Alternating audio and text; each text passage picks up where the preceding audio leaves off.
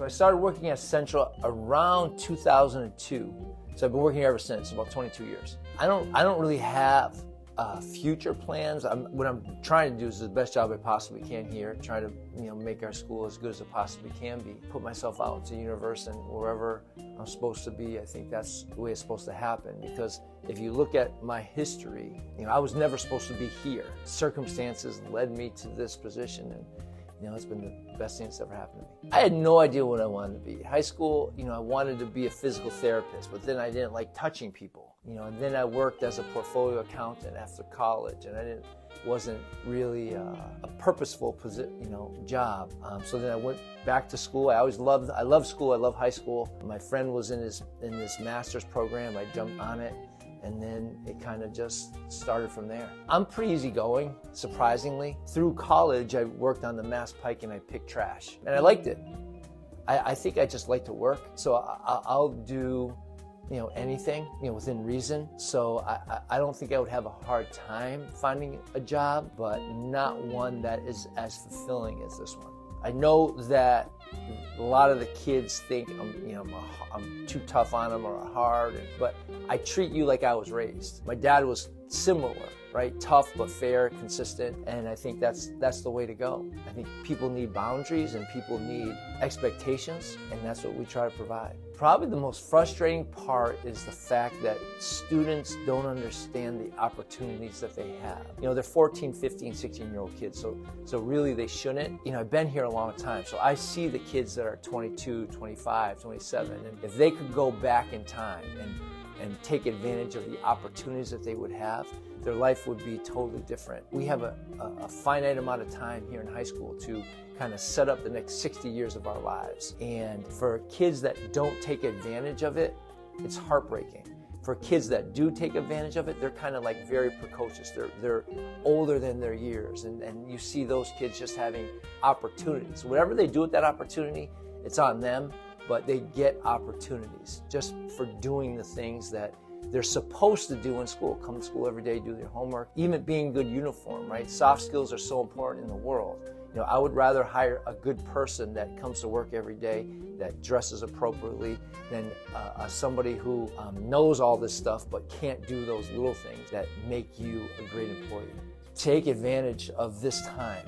Take advantage of academics, take advantage of the co-curricular activities. You're creating memories that will never go away. And as soon as you walk across that stage, that never happens again. And everybody goes their own way. So you kind of lose that community. Just enjoy it. It's hard to say, it's hard to realize when you're living it, but as somebody who has gone through that experience and seen it yearly, enjoy being with your classmates and participate in as many things as you can. I'm kind of having like my hands on everything. So we have experts in everything, right? We have experts in scheduling, Ms. Gonzalez, experts in sports, experts in instruction. So my job is to kind of know a little bit about everything and kind of help facilitate when it's necessary. And then, just kind of the overall operations with the hiring and the staffing and the budget, all those little things that just kind of put everything together, that's my responsibility. When I first told you I wasn't supposed to be here, I was certified in history, and I would literally apply to 8 to 9 schools, and I would make it to the final interview, never get hired. I was literally 0 for 8 or 0 for 9, and finally I came to Springfield, and I remember Caretha Coleman. I said, listen, I'd like to apply for this special education job, and she says, you're not certified. I go, but I will get certified. You mark my words, I'm as good as my word, I'll get certified, I'll go back to school. So I did that. I had my undergrad, my master's, then I had to get my CAGS, which is Certificate of Advanced Graduate Studies. I started at Brookings as a sped teacher. Then I wanted to coach basketball because I was coaching at Westfield State at the time. Then I went to Sci Tech for a little while. And through my time in the middle schools, I made friends with the principal here at Central, Dr. Bud Jackson. We became very good friends, and her husband was the vice president of Westfield State College. So I became good friends with Dr. Jackson. And without getting in too long of a story, they had an emergency opening. So I told Dr. Jackson that, listen, I'm certified in administration. She goes, give me 2 weeks. Pulled me in, and I've been here ever since. Yeah, this is a large part of my life. The people here are my friends, but I have two sisters, my mom, my dad passed away a long time ago. I enjoy traveling. I travel with people from here, people out of here. I enjoy going to the gym. I just like new experiences. I have zero complaints. It's a pretty good life, and I'm fortunate enough to be able to have the opportunities I do. I went to Cuba, I want to say, when Barack Obama was president. And I told my mom I was going with a bunch of friends, but I went by myself, right? Because for whatever reason, nobody wanted to go. So I went by myself, and I got this place to stay, and I'm working on Spanish. I'm just trying to figure things out. Going to this gym is archaic as you can possibly imagine. I mean, they had things there probably from 1920, and it was $1 a day.